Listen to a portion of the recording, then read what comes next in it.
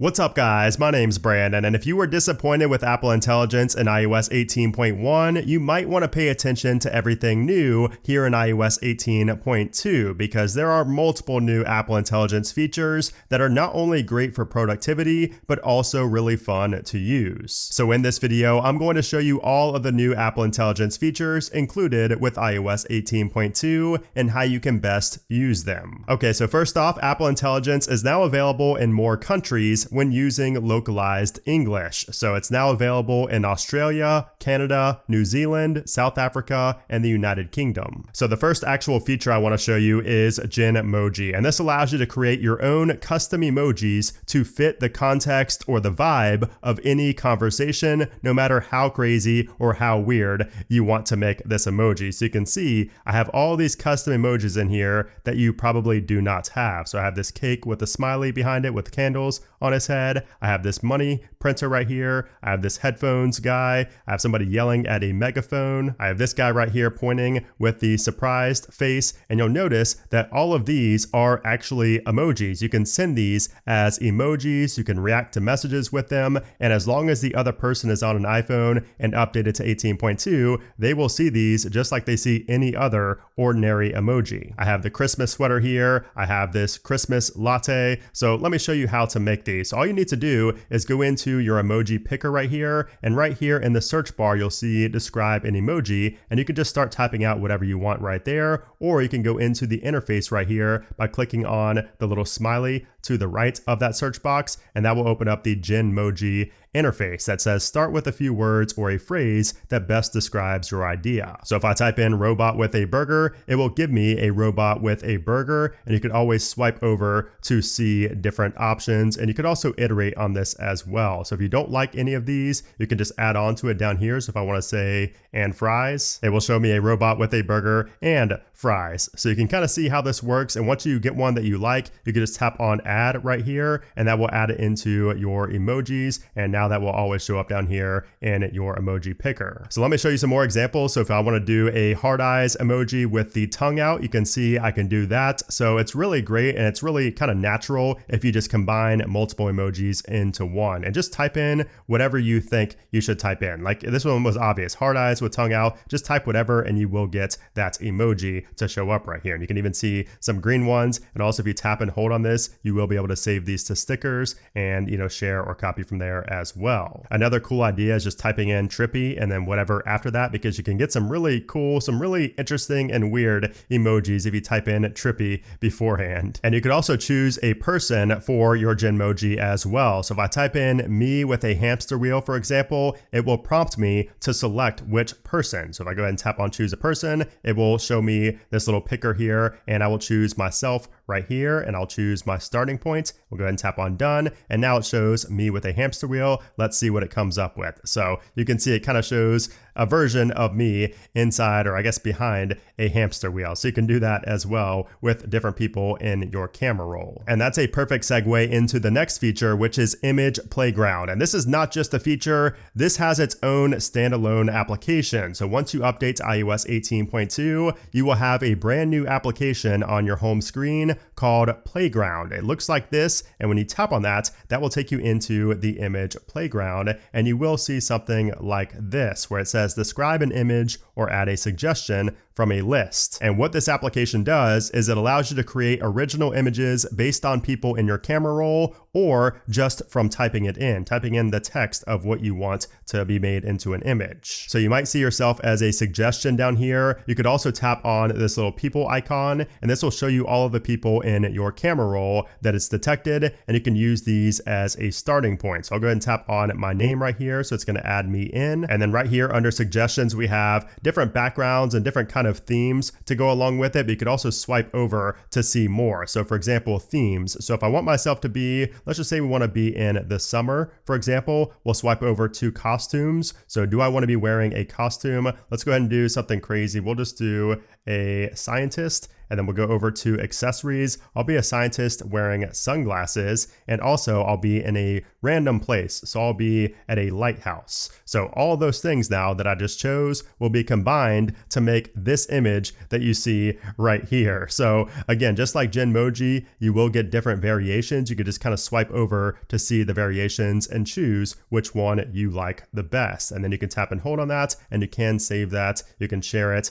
or if you want to save it as a contact photo for somebody that you do, you can do that as well. Also, what's really cool is that you can customize this to add in something custom that's not here under these suggestions. And that is right here where it says describe an image in this little search right here. So if you tap on that, you can type in whatever you want to add to the image. So I'll just type in black suit, for example. So maybe I want to be wearing a black suit instead of that white shirt. Let's see what it does. So there we go. It made it so I'm wearing a black suit now. I think that looks more fitting. So that's pretty awesome. You can customize it pretty much however you want, and you can keep adding different things. There are some limits, but you can pretty much add whatever you want in there. And then also, if you tap on the plus down here in the bottom right hand corner, you can choose a style. So if you want to change from animation to illustration, you can change the style. I personally think animation looks so much better, but you can change that there if you would like to. You could also choose or take a photo. So if you want to reference a photo to use, you can do that. So here's an example I'm going to use with Tim Cook. So we're going to go ahead and select on Tim Cook, and now it's going to use that as the reference image. So you can see this is what it thinks Tim Cook looks like, in terms of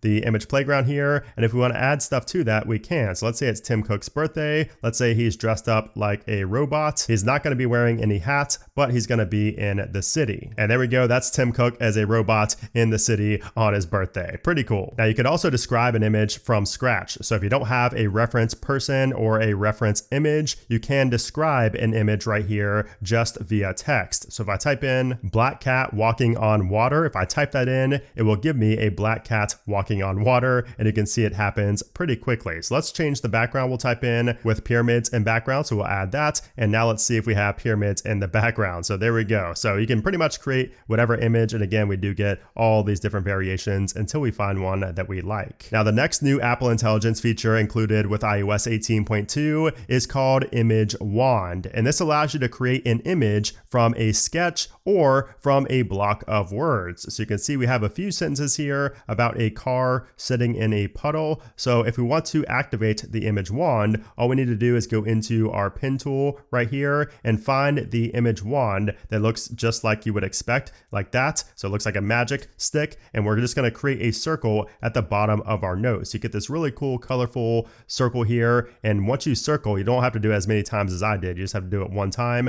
but it will pick up on the text that was written right there. So it says car on mountain, fleeting moment, and glossy paint. So sometimes it will pick up certain aspects that you may not want to be in there. So for example, it's missing my puddle. So all I have to do is go ahead and add in right here, puddle. And now that will add that to the creation. And now we'll add a puddle underneath. And if I want to make the car a different color, I'll type in black car. And if I type in mountain as a separate prompt, you can see it gives me the accurate result. So I found that it's better if you just use one word or maybe like two words like black car. That's when it does the best. You can kind of correct it, but it will give you a pretty good starting point here. And once that's done, you can just tap on done, and it will add that seamlessly to your note. And you can resize it, you can move it around. It's pretty awesome. But it gets even better because Image Wand can also create an image from a sketch as long as you have a couple of words to go along with it. So I drew out a piece of pepperoni pizza here, and underneath of that, I wrote out, "This is my pepperoni pizza slice, yum." And so now if we go down here to the pen tool and select our image wand and we circle that drawing, you can see it will actually use that sketch as a reference point to the left right there. And it does also use my prompt that I said, or my handwriting rather. So it says, "This is my pizza slice," it detects that, and it gives me a pretty good, almost one-to-one version of my sketch. So if you're not very good at drawing like I am, you can see this is going to make your life a lot easier because it will make that image look so much better. And now when you tap on done, boom, your sketch is changed into something that actually looks like a piece of pizza. And you'll notice how it eliminates the word there as well. And once again, you can resize this to your liking. Now here's a cool Apple Intelligence feature. This one's called Visual Intelligence, and this is exclusive to the iPhone 16 series. So you do need an iPhone 16 with the camera control. button. And the way you activate this is you press and hold on that camera control button. You'll see that animation and you'll get a brand new UI here. This is the Visual Intelligence UI. So from here, you have multiple options. You can either take a picture right here in the center, you can ask, or you can search. So these do exactly what you think they would do. So if you tap on ask, it will show you what you're seeing in the viewfinder, and it will use ChatGPT to give you basically a description of what you're seeing in that picture. If you don't know what it is, and if you tap on search, it will do a reverse image search to show you what that product or person or dog, whatever you're looking up, is on Google. And here's an example of me using this feature in the real world. So I could not remember the name of this character from Despicable Me. So I took a picture of it with visual intelligence and I used the Google feature. So I searched for Google and it showed me his name right there. However, I found that when asking ChatGPT, it was a lot more useful because it actually showed me his name pretty much right away. So you can see it shows Gru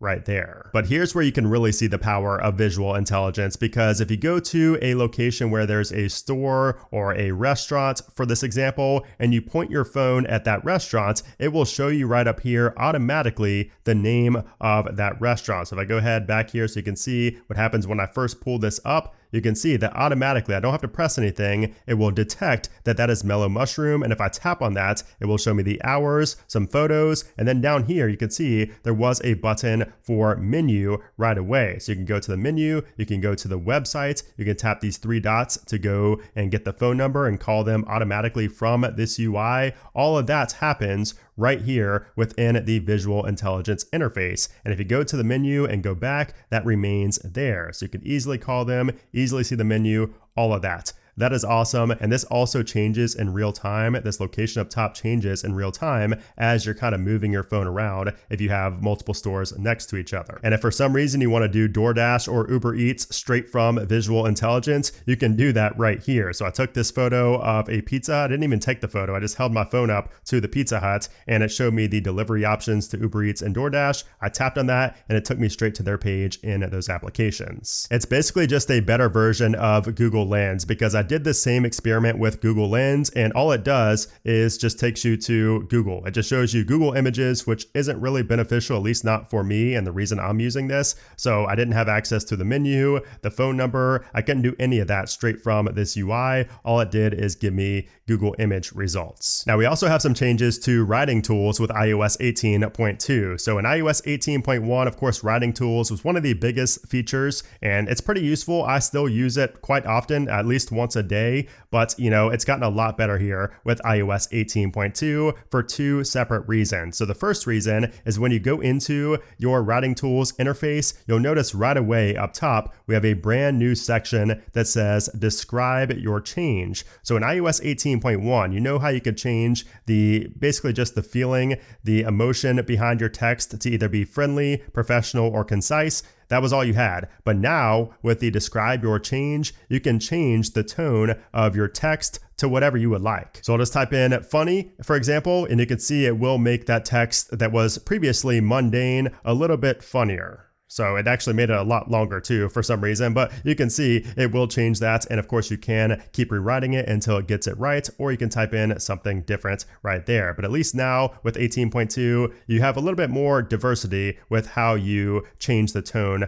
of your text. And it doesn't just have to be the tone either, by the way. You could also make this short. So if I just want to say short, one sentence, it will make that just one sentence. So it doesn't have to be used for changing the tone. You can use it to change whatever you would like. And that's using Apple's own models. However, if you scroll down to the very bottom, we have Compose, and that's actually going to be using ChatGPT's models. So if you tap on Compose, this is awesome. So it says describe what you'd like to write and ChatGPT will create it for you. So for this will actually generate text for you. So you don't need anything in your note. As a matter of fact, let's create a new note. And if we go down here to Compose, we can type in something that we want ChatGPT to write. And you can see the really cool little animation there. And if you tap on plus, by the way, you could also add in a file or an image as a reference point, which is awesome. So if we go right here and type in, write a poem about bread Brandon Butch and Tim Cook from Apple. So if we type that in, it will basically just write us a full poem as we asked. So as you can see right there, it shows us, and that's what it looks like right there. And after this, we get a interface that gives us some suggestions. So it says add more details about their contributions, include a stanza about Apple's future, and so on. You could also refine it yourself. So if you want to change something specifically, you can ask for it right here. So I'll say shorter and funnier, for example, and now it's going to make it shorter and funnier. So there we go. And by the way, I do have a full video on ChatGPT on the iPhone. If you want to know more about these specifics, I'll leave that linked up in the cards and down in the description below, because you can't only use ChatGPT in Notes, you could actually now use ChatGPT system-wide, because you can now use it with Siri. So if you go into your settings here and go to Apple Intelligence and Siri, and then go down under extensions, we have ChatGPT. So if you go into that, this is where you have the kill switch to turn ChatGPT on. This is actually off by default, so you do need to go ahead and turn that on to get this feature, and also the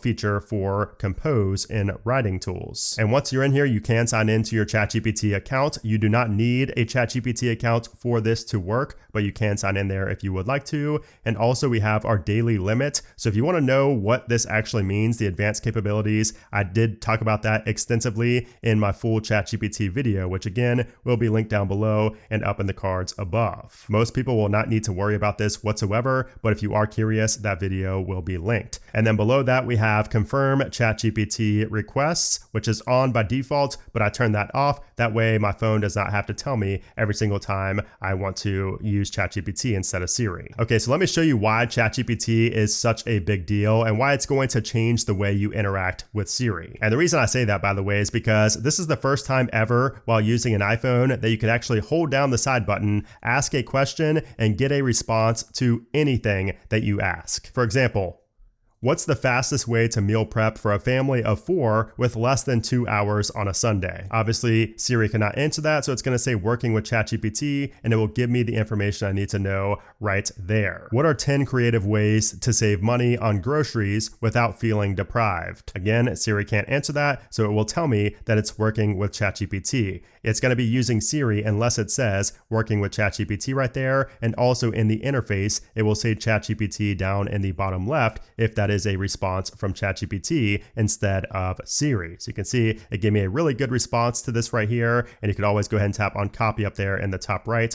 to copy that text if you want to transfer it over to a note. Or if you're signed into your ChatGPT account, all of these things that you say on your iPhone will be logged, and you'll be able to see them in your history on your ChatGPT account. And you could also use ChatGPT to create more lifelike images than you can using Image Playground. So for example, create a lifelike black and white cat that's sitting on a couch in a mountain, and it will work with ChatGPT. You can see right there, and now it will give me an image using ChatGPT, and there you go. So that's what it looks like. Again, a lot more lifelike than what you get with the Image Playground. And you could also force ChatGPT. So if you don't want Siri to answer really even something basic, you could just force ChatGPT by saying the word ChatGPT somewhere in your phrase. So for example, if I say ChatGPT at the beginning or the end, it'll work. So check this out. ChatGPT, what's 4 times 4? Clearly something that Apple can answer with Siri, but it will do that with ChatGPT as long as I say that. And I could also do it at the end. What's 4 times 4? Ask ChatGPT. And you can see it will work with ChatGPT whether you say it at the beginning or the end, which I had to use that multiple times for more simple things, but I maybe want a little bit more context. ChatGPT will always give me a lot more context than Apple's Siri does. And perhaps my favorite way to use ChatGPT on iOS 18.2 and macOS 15.2 is to reference what I'm currently viewing on my screen. So we have a numbers document opened up right here, which by the way, you could also tap on the plus and access Image Playground and Pages, Numbers, and Keynote. But what I'm going to do here is ask ChatGPT to tell me about something that it sees in this document. ChatGPT, look at this spreadsheet and tell me when TSM was sold. And you can see it will automatically take a screenshot and upload it right here and ask to send that to ChatGPT in order to answer your question that you're trying to, reference this sheet for. Now you can also tap right here and go to full content, which I would recommend most times, and that will be able to reference the entire document or the entire spreadsheet. And now if I tap on send, it will answer the question for me for when that stock was sold.